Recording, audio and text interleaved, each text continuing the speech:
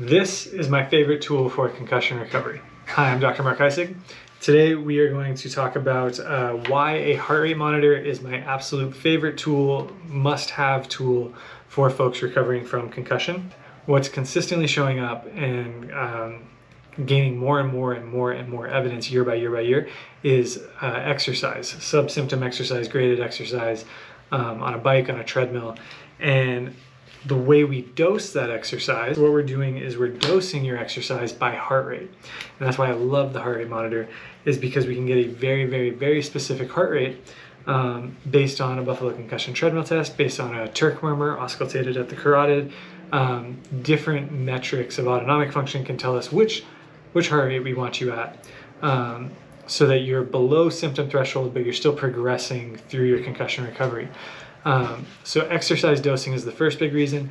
The second big reason is because we can use these polar heart rate straps or these Bluetooth heart rate straps to connect to apps like Elite HRV, to connect to apps like iThlete, where we can measure your morning readiness or your daily HRV reading. And what that tells us is a general window, a very general window into your autonomic balance. So are you super sympathetic, fight or flight, or are you super parasympathetic, rest and digest? Or are you floating kind of where we want you, somewhere in the middle? And what we can see is, as we're doing the exercise training, we can dose you very specifically with exercise through a heart rate monitor.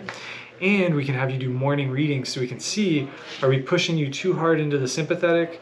Are you overshooting it and kind of having these parasympathetic dumps to recover?